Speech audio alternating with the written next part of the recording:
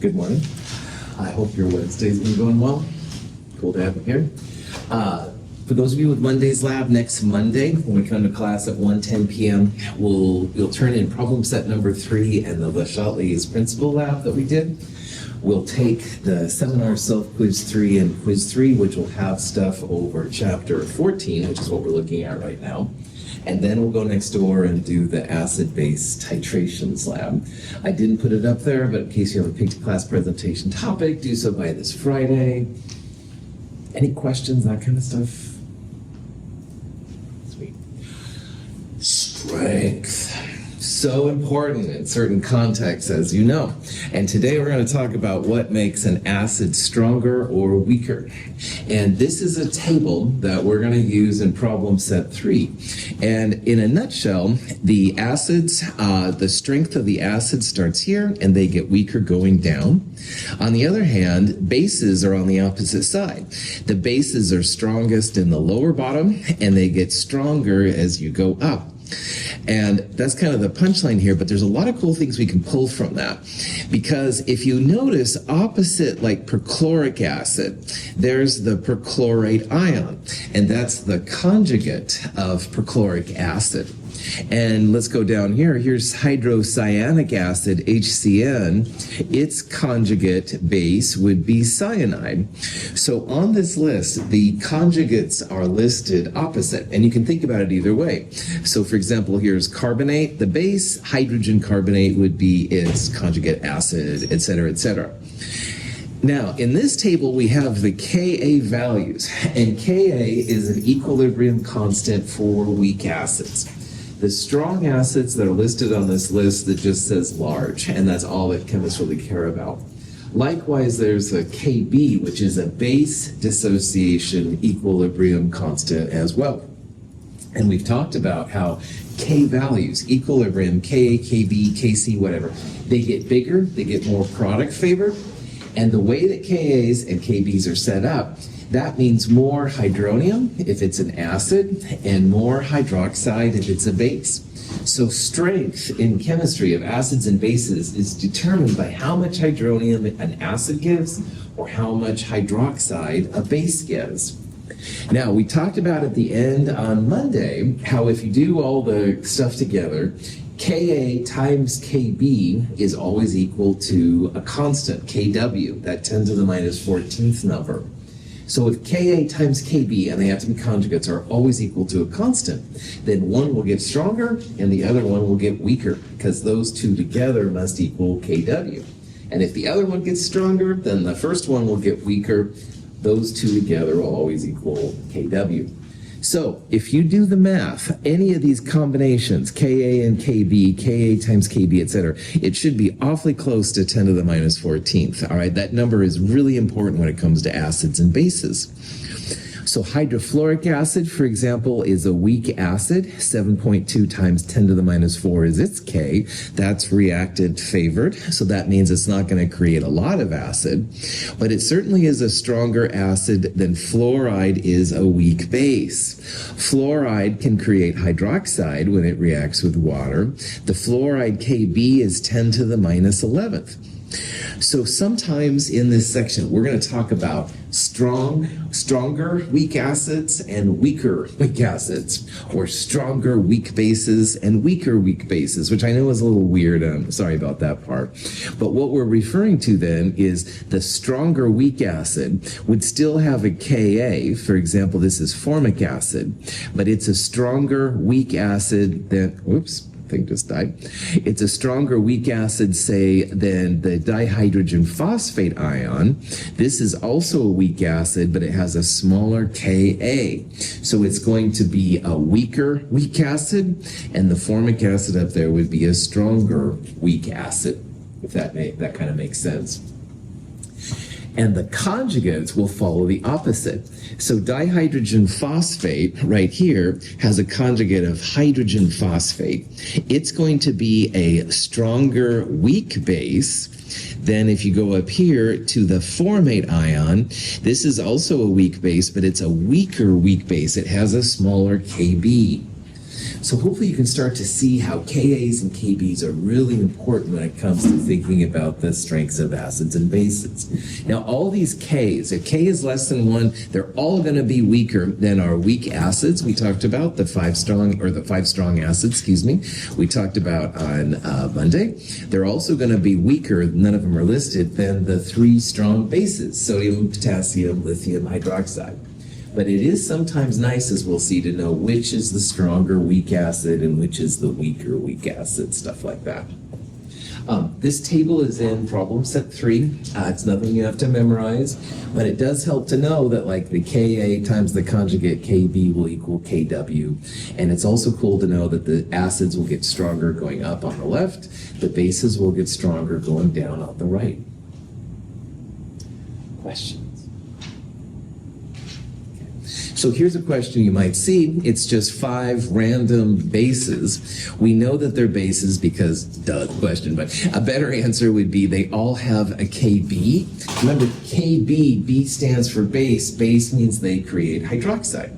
So when it comes to the strongest base, we want the most product-favored K value up there, all right? Now, these are all small values, but 10 to the minus 4 is the biggest Kb value, all right? It's closer to 1 than all of these other values would be right here. So we would say here the carbonate would have would give off the most hydroxide, and that means it's going to be the strongest base on that list. Any questions? Okay, so hydronium is what makes an acid strong or weak, and it's the amount of it, the moles per liter, all right? So those strong acids will give just tons and tons of hydronium. On the other hand, some of the weaker acids will give less and less hydronium. And bases, again, are determined by how much hydroxide they give. Lots of hydroxide, strong base. Not as much base, not as much hydroxide, not as strong of a base.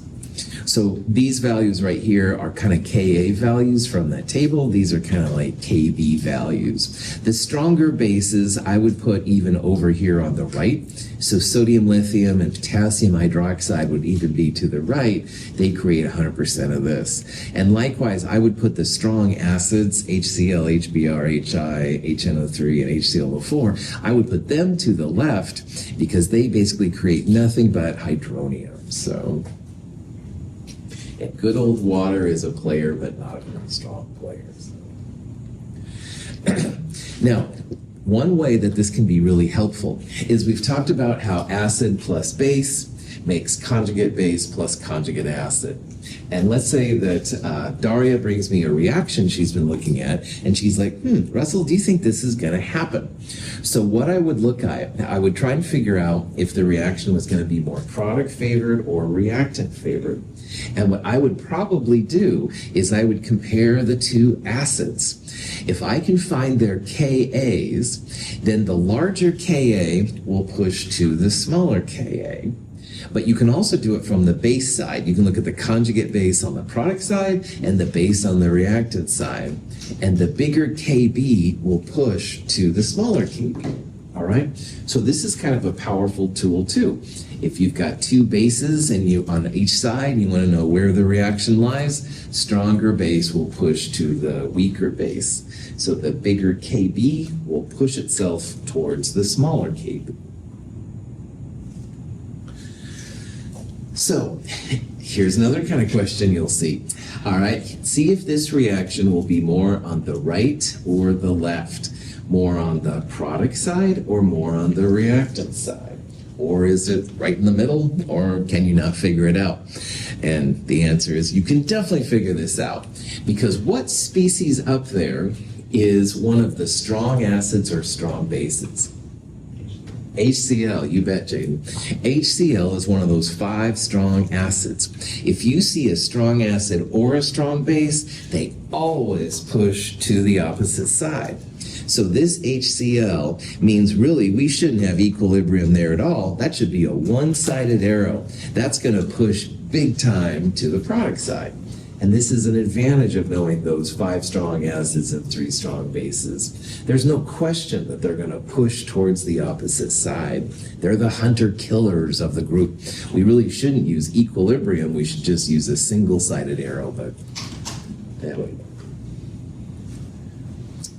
Any questions? Okay. So, like we've seen, pH can be used, you can figure out a pH using a pH meter. And next week in lab, we're actually going to use a pH meter to see how acids and bases work. And pH, which is equal to minus log of the hydronium minus log of the concentration of the acid, will tell you what it is. So here's just some kind of random concentrations here, and notice how the highest pH here gives the highest concentration, gives you the biggest pH value. And the smallest concentration gives you a pretty small pH, relatively small. Still acidic, because pHs that are less than 7 will be acidic, but you can see how as the concentration goes up, your pH also goes up. Now, this particular one is for acetic acid.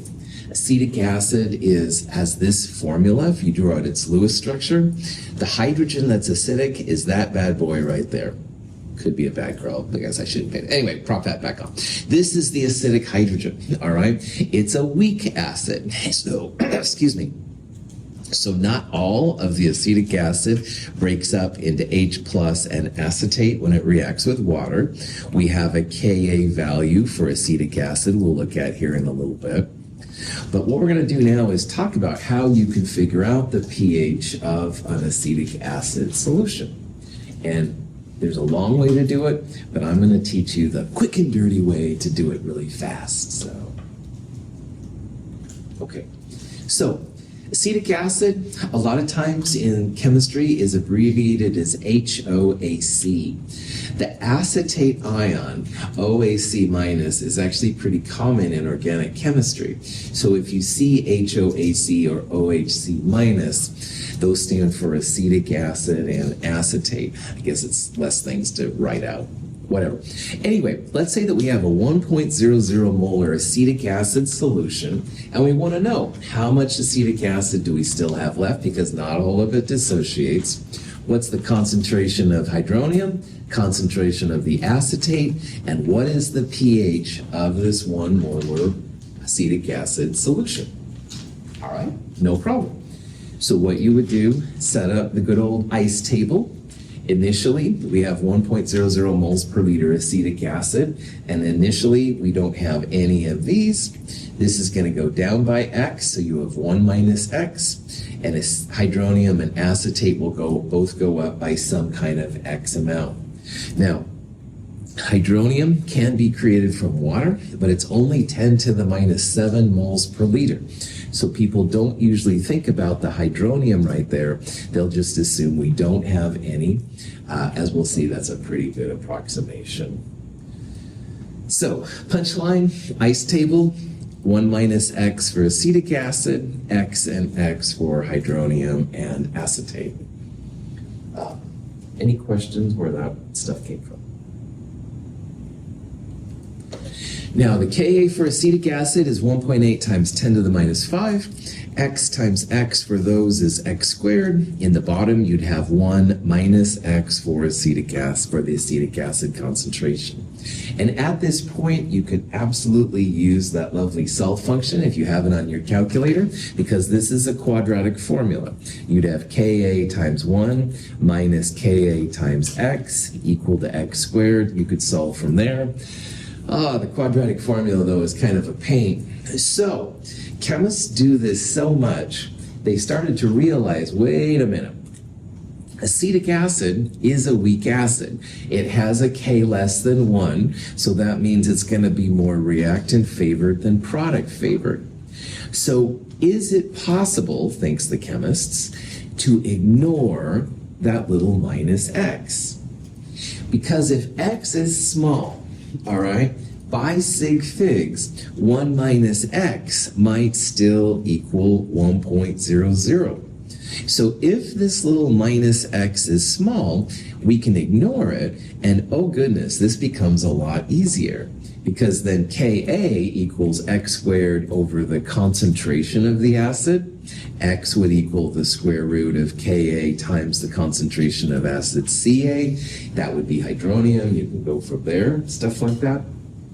So the question is, when can chemists ignore that little minus x? And here's what it would look like, by the way, if you did. X would be the square root of Ka times Ca. Ca, I'm going to start calling the concentration of the acid. And then obviously the math would be a lot easier here than if you had to do a quadratic formula. So what we're going to do now is talk about when you can ignore that little minus x and make the math a lot easier, basically. Okay, so if you do the approximate solution, which means you ignore the little minus x, it's equal to square root Ka times Ca. And in your calculator, square root Ka times Ca comes out to be this number, 4.2 times 10 to the minus 3. Now that's the concentration of both the hydronium and the acetate, but hydronium's kind of the moneymaker here. pH equals minus log of the hydronium. That's usually what the chemists are after. So 2.37 would be the pH. The hydronium and the acetate would be equal to this number. And if you ignore 1.00, then you would get the minus x of that, then acetate would still, acetic acid, would still be 1.00. So that's kind of cool. Now, if you go through and you use the solve function with a quadratic formula, you get two roots as always, a positive and a negative, ignore the negative, and lo and behold, x comes out to be the same number with the quadratic formula as you get by this approximation. So in the chemistry world, this little approximation, super cool, all right? Your solve buttons are awesome, and I love the solve function, but it takes a while to put all that data in, right? If you could just go square root Ka times Ca, both things that you were given, a lot easier. So, here's the approximate value of these things. The hydronium is square root Ka times Ca. Hydronium and the conjugate base would be the same thing. Chemists can use this if 100 times K is less than C. So in the problem we just did, 100 times 1.8 times 10 to the minus 5, it's like adding 2 to the exponent. So you get then 1.8 times 10 to the minus 5 times 100, 1.8 times 10 to the minus 3.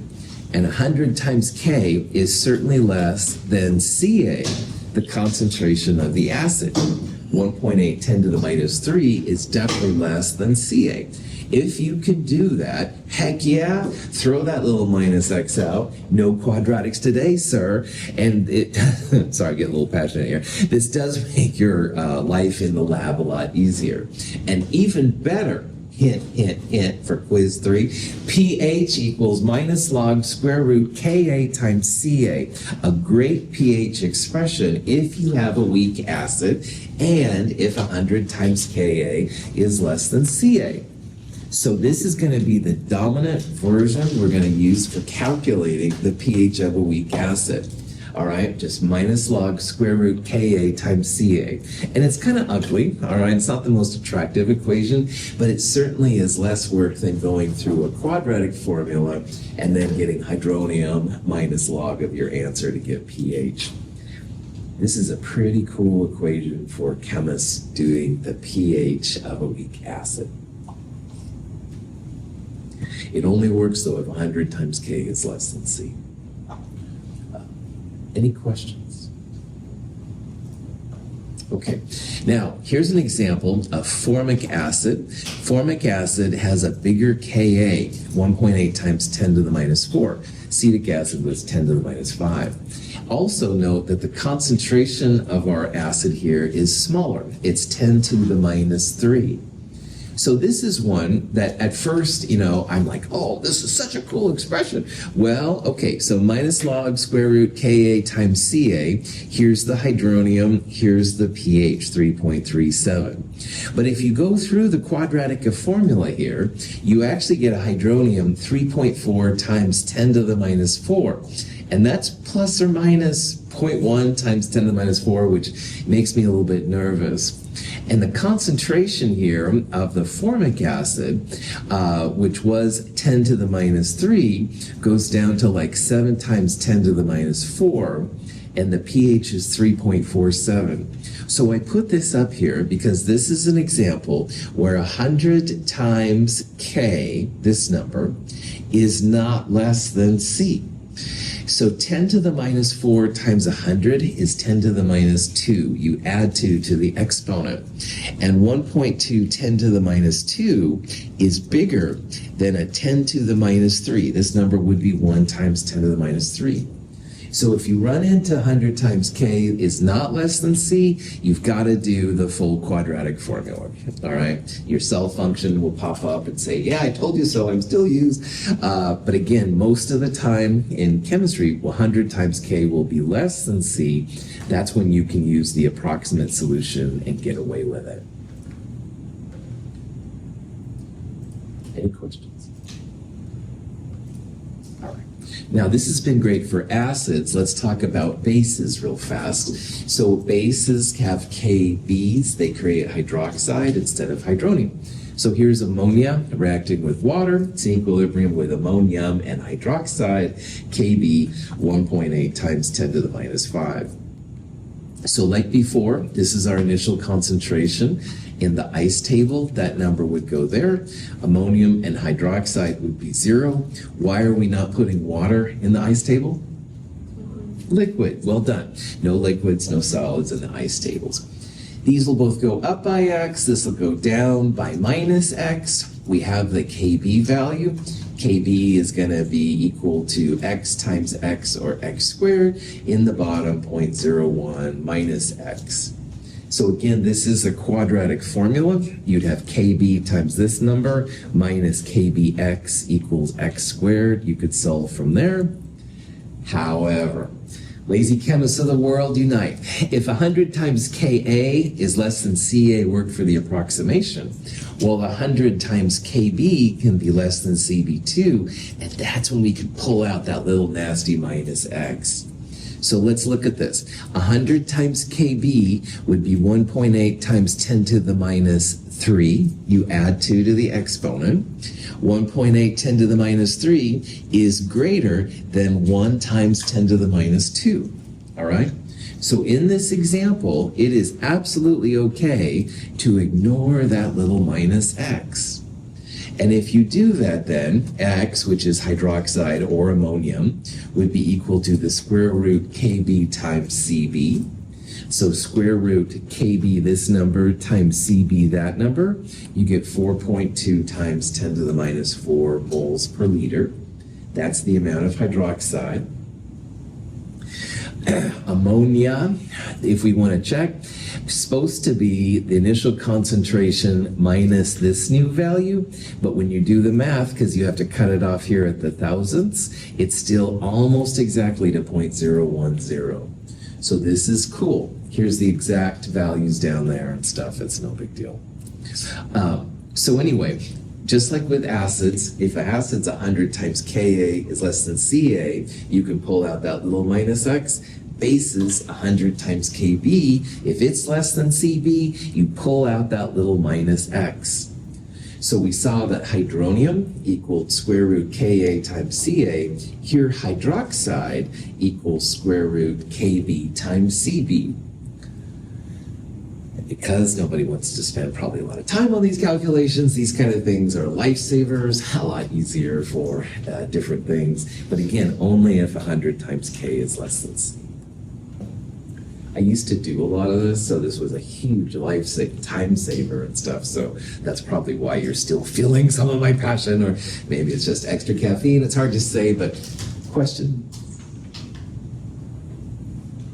Now you can take that hydroxide from the last side and find pH from it. We talked about how Kw equals hydronium times hydroxide. So you could figure out hydronium as Kw divided by this number and then minus log that value. You could also find pOH. pOH equals minus log of hydroxide, and then pH plus pOH, so we talked about, equals 14. So 14 minus pOH equals pH. So the pH of this ammonia solution, 10.63. And remember, bases must be larger than 7, so that totally falls in the right category there. If you want to make your life super easy, which is what I really am trying for here, all right, you can combine all of this garbage into one really slick equation for finding the pH of a weak base. And again, it's kind of ugly, but 14 plus log square root Kb times Cb is a great way to find the pH of a base if 100 times K is less than C. You don't have to go through hydroxide, hydronium, pOH, or hydroxide, pOH, pH. You don't have to worry about the little quadratic formula, that minus X. It does only work by 100 times K less than Cb. However, on future quizzes, if I asked you for the pH of a weak base, 14 plus log square root Kb times Cb, one-stop shopping. Any questions? So we've seen strong acids, strong bases, weak acids, weak bases. These are my answer to make it as easy as possible, all right, for you to figure these things out. There's going to be longer ways. Ice tables, quadratic formulas, get out the negative root, whatever, blah, blah, blah. Don't do any of that, all right? Strong acids, minus log concentration is going to give you the pH, all right? Ioana gives me a 3 molar HNO3, minus log of 3 would be the pH of that one. Whatever the concentration, it just goes right in there, you're good to go. Now, strong bases, pH is 14 plus log hydroxide. And so in order to do that then, you just take 14 plus log, whatever the concentration of your strong base is. So in lab this week, we use 6 molar NaOH, 14 plus log of 6. That's going to give you the pH of that strong base. Now, weak acids look kind of like a strong acids, but we've got Ka dependence on it. So if 100 times K is less than C, pH equals minus log square root Ka times Ca. Remember, the 1/2 power is the same as the square root. Weak bases look kind of like strong bases, but again, there's that Kb dependence. So if 100 times K is less than C, pH equals 14 plus log square root Kb times Cb. If you can get these down, it's going to make your life a lot easier.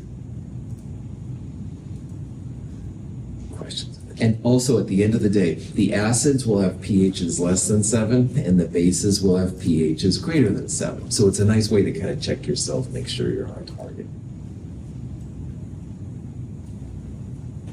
Okay.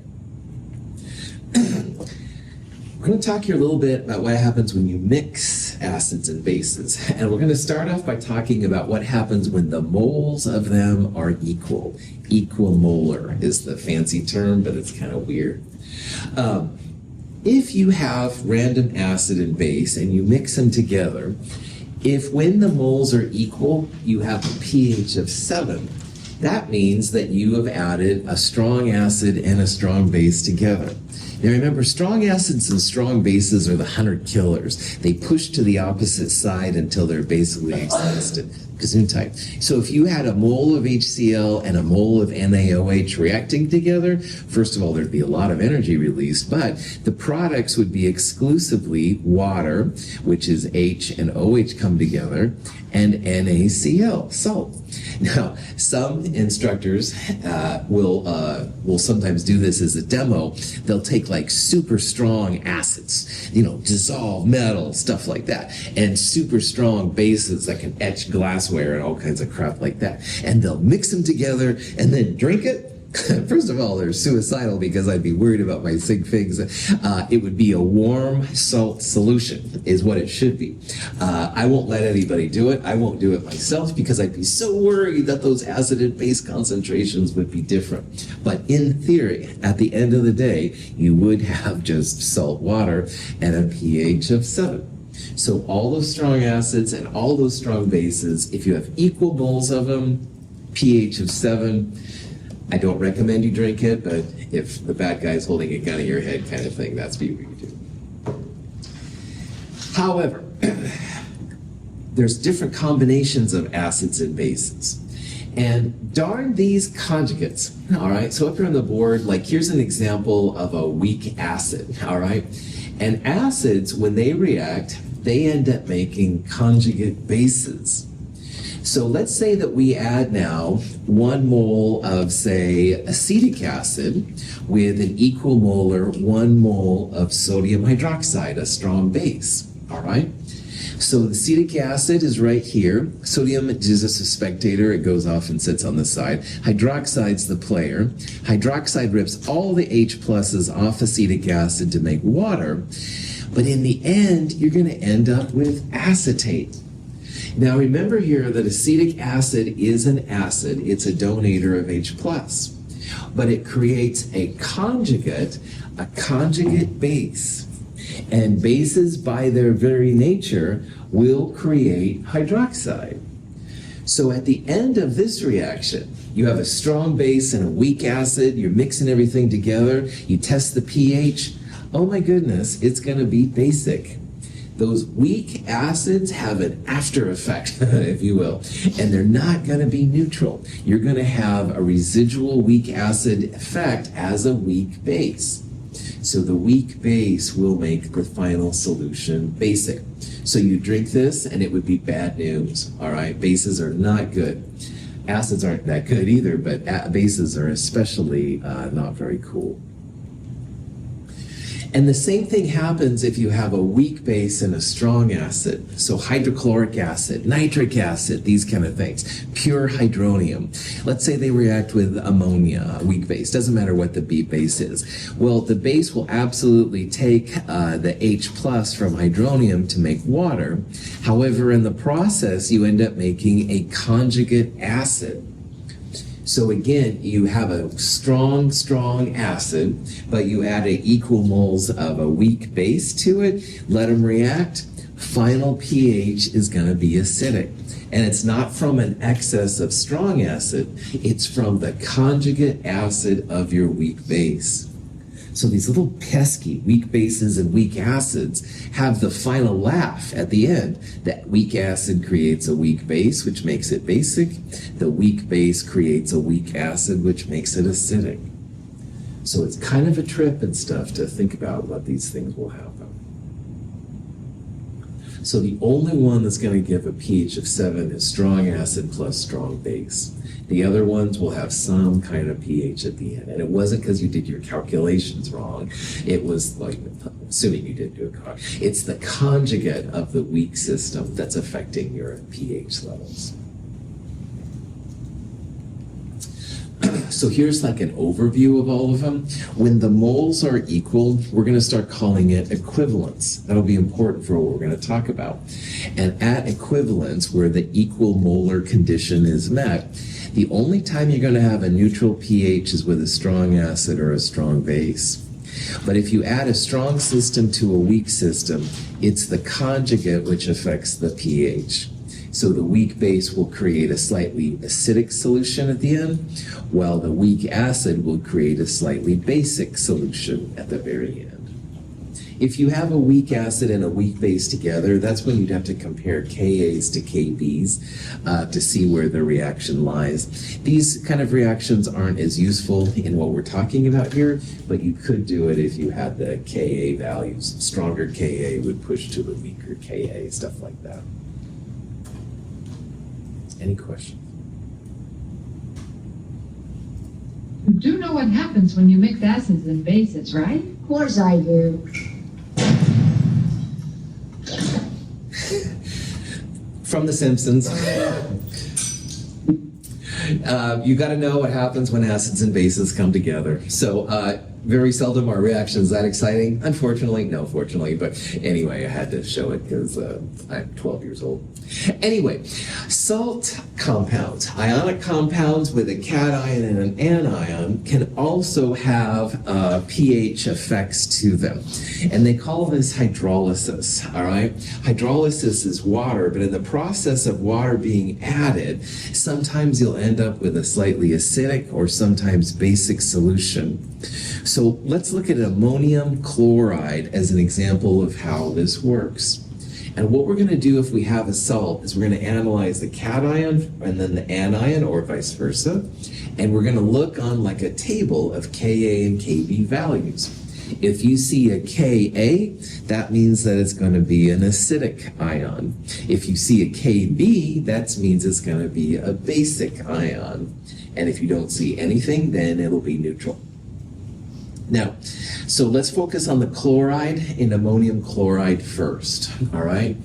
Chloride, if it was going to react with water, all right, chloride would have to take an H plus from the water.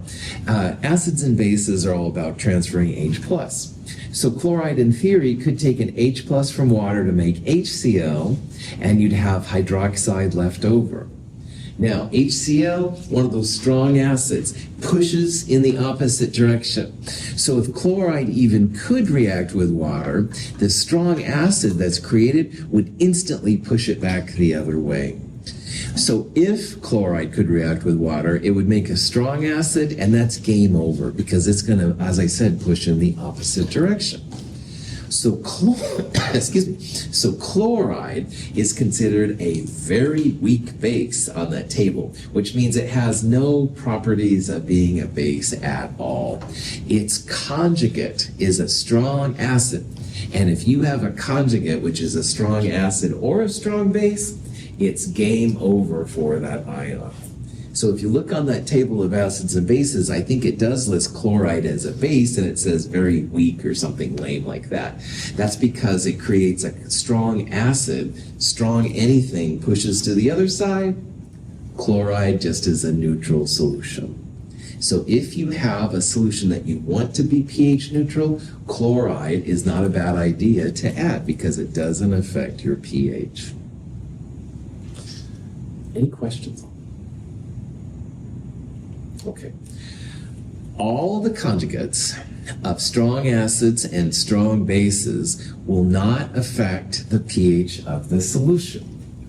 So if you remember, HCl was a strong acid, HNO3 was a strong acid, NaOH was a strong base. Chloride would be the conjugate, no effect. Nitrate would be the conjugate of HNO3, no effect on pH. And over here, sodium would be the conjugate of sodium hydroxide, no effect. So Ryan and I want to make a neutral pH solution. Sodium nitrate would be a great example of something that has ions but doesn't affect pH. You could also use sodium chloride, all right? All these conjugates, no effect on pH. Questions on that? Okay. But obviously there's more than just chloride in ammonium chloride, there's also ammonia. And probably ammonium's starting to look more familiar to you. Ammonium is the acid that comes off of ammonia, or in this case, ammonia is the conjugate base of ammonium. So ammonium creates hydronium. You can look up a Ka on that table, and as long as that Ka doesn't say very small or something like that, it does have a little bit of an acid stain. So in ammonium chloride, when it's placed in water, chloride doesn't affect the pH, but the ammonium does. So your, ammonium chloride solution, it's going to be acidic. You can look it up on the table. You can realize that it's an acid and a conjugate base going to have it. So this would be an equilibrium. So NH4Cl is an acidic solution because of the ammonium. It's not the chloride's fault, it's the ammonium's fault. And that's how you can analyze these ionic compounds. Look at both cation and anion. All those conjugates of the strong acids and strong bases won't affect pH, but almost everything does. And you can confirm that if you can find a Ka or Kb for the acids and bases. This is a list of some of the common ions and if they're neutral, basic, or acidic. A lot of the negative ions are basic, all right? If they're not a conjugate of one of the strong acids and strong bases, which is what we have right here, then the chances are they're going to be basic unless they happen to have hydrogen on them. Then there are several hydrogen ions that can actually create an acidic solution to them. Ammonia is a common acid for this kind of stuff. Transition metals can also be acidic. We're going to talk about this more at the end of Chem 223, but the metals, the transition metals in water will actually make solutions a little bit acidic too. So if you had like a chromium 3+ or an iron +6, stuff like that, those would all be potentially slightly acidic solutions. All right, so here's kind of question you might see. Will a 0.1 molar sodium carbonate aqueous solution have a pH which is neutral, would be equal to 7, less than, or greater than? So less than, of course, would be acidic, greater than would be basic. So what you'd have to do, sodium is the conjugate of sodium hydroxide. So sodium says, I don't care what the pH is, sodium is pH neutral. But we do have to think about carbonate. And does carbonate have any hydrogen on it? No, yeah, that's not a trick question. I wasn't trying to mess with you. Yeah, carbonate doesn't have any hydrogen. So it reacts with water. It's going to have to pull a hydrogen off water to do something, make hydrogen carbonate. And in the process, that's going to make hydroxide. And hydroxide is a base. That's going to make a solution which is greater than 7. So that's one way to analyze that carbonate here is going to make your solution basic. Now you could also look up a table. That Kb value for carbonate is also on there, 2.1 times 10 to the minus 4. That would be an alternate way to say, yeah, this is going to be a basic anion. Again, sodium, no big deal. It could care less, but it's the carbonate here that's going to make it basic. Okay, so let's say we have a solution which is 0.1 molar sodium carbonate. We want to find the pH. We're going to need that 2.1 times 10 to the minus 4 Kb value. All right, and absolutely what you could do in this kind of problem is set up an ice table. Carbonate reacts with water. It makes the conjugate acid. It's going to, like I said, steal a hydrogen carbonate, and hydroxide will be created. So initially we have 0.1 molar, other ones are 0, 0.1 minus X at equilibrium for carbonate, and these two would be X. Now what I would do at this point, I take 100 times Kb and see if it's less than Cb. So 100 times 2.1 times 10 to the minus 4, you would add 2 to this number. That would be 2.1 times 10 to the minus 2, or 0.021. And 0.021 is less than 0.1. So what I would do is ignore that little minus X. And if you do that, then hydroxide is going to be equal to square root Kb times Cb. Now, if you don't trust my magic, my black magic here, which I understand, this is the exact solution from the quadratic using the actual minus X. And you can see it's 0.0045 instead of 0.0046. That's within the doubtful digit. Most chemists wouldn't feel that's a bad approximation to make. But you do get something that's very similar, and that's kind of a cool thing. Anyway, 14 minus log hydroxide gives you POH. pH would be 14 minus 2.34, 11.66. And again, pH greater than 7 is going to be basic. We've got a basic solution. So our crazy carbonate here, we predicted would have a Kb, or it has a basic solution based on its Kb, and we definitely do have that. Again, I'd probably use 14 plus log square root KB times CB because, wow, that's a lot easier. You would go 14 plus log square root KB, this number, times CB, this number. And when I did that, I got 11.66. A lot easier than ice tables, hydroxide, POH, pH, but as long as we all get high grades on the next test, we're good. Just say no, kids. Anyway, prop that back on. I think it definitely fell off there. Questions?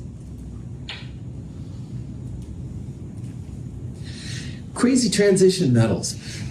They will have a water interaction, which we're going to talk about. The water actually comes and attaches itself to the metal. But in the process, oftentimes one of the hydrogens, doesn't matter which one, dissociates. This OH bond with the metal is actually pretty strong. So most of the transition metals and aluminum create acidic solutions. So this is just some of the things about transition metals. This used to drive me crazy too. I used to deal with transition metals and I wanted this solution that was neutral or maybe a little bit basic. And I kept getting acidic solutions until I finally remembered what my Chem 223 equivalent instructor said, but that's a different story. Anyway, if you have a reaction like this, whatever the metal is, it reacts with water, hydronium is created, and one of the hydrogens pops off. So you can see that instead of 6 waters, you have 5 waters and an OH. And this becomes a little bit more positive, or less positive as the hydronium is created. But just in the back of your mind, know that transition metal solutions usually acidic. They have a Ka associated with them, and certain chemists will be really into it. This is a copper one. There's also iron and chromium and all the different transition metals. So here's an iron 3 chloride. We're going to place it in water to make a solution. What will the pH be? Well, guess what? Iron is a transition metal. So transition metals by default, just assume they're going to be acidic. I don't know of any exceptions to this rule. The chloride is boring. Chloride comes from a strong acid. It's not going to affect your pH, but it's the iron here, the transition metal, which is going to make it then a little bit acidic. Questions on that? Okay. We're not going to deal a lot with what's called polyprotic acids, but I do want to talk about them real fast. All the acids we've looked at so far have been monoprotic. They have one H+, so HCl, HNO3, HClO4. And most of what we have dealt with is this, and they'll have a single Ka. But you do have several acids with more than one hydrogen. So for example, sulfuric acid, H2SO4, has 2 acidic hydrogens. This is called diprotic. And this is arsenic acid, which is nasty and weird, but this has 3 hydrogens next to it. It would be called triprotic. So if you have multiple acids, you have the potential for more than one Ka. One of the examples that's studied a lot is phosphoric acid. Our bodies use some of these acid and base combinations for different things in our bodies. So phosphoric acid reacts with water to make dihydrogen phosphate and hydronium. This Ka, 7.2 times 10 to the minus 3, isn't too small, so it's a pretty good acid. However, the dihydrogen phosphate goes on to react with water to make hydrogen phosphate and hydronium. Here's the Ka. It's less than the first one, but it still isn't too bad. And the hydrogen phosphate goes on to create just phosphate. This Ka is even smaller than the previous one. So when you have one of these polyprotic acids, just know that most of the time we only focus on the first one. It's the strongest one. But sometimes it'll be useful to think about the second one. It's rare to think about the third one, but if you do, you can. Just realize that usually with these, it's the first one which is the important one. The other ones aren't as important. Here's just some other examples. Oxalic acid and oxalates are in a lot of vegetables we eat. Here's that arsenic acid thing, hydrosulfuric acid. All of the second Kas are smaller than the first ones, and if you have a third one, they're even smaller than the second one. You can also have dibasic and tribasic systems with more than one, but it's no big deal. You can ignore it. I just want to show you an example, and again, the punchline here is you only have to focus on the first one. But if you wanted to find the pH of this ascorbic acid solution, square root Ka times Ca will help you find hydronium. So for Ka1, you can do that, then do it for Ka2. And here's the math, you don't need to worry about it, but hydronium for the first one, 10 to the minus 4, hydronium from the second one, 10 to the minus 8. So you add them together, and because of sig figs, it's basically all about the first one. So pH is only based on the first acidic acid. You don't have to worry about the other ones. So if you see multiprotic, multibasic, it's usually the first one, which is the money maker. Questions? All right, thank you for being here. We'll start looking at some buffer things on Friday. Have a great day.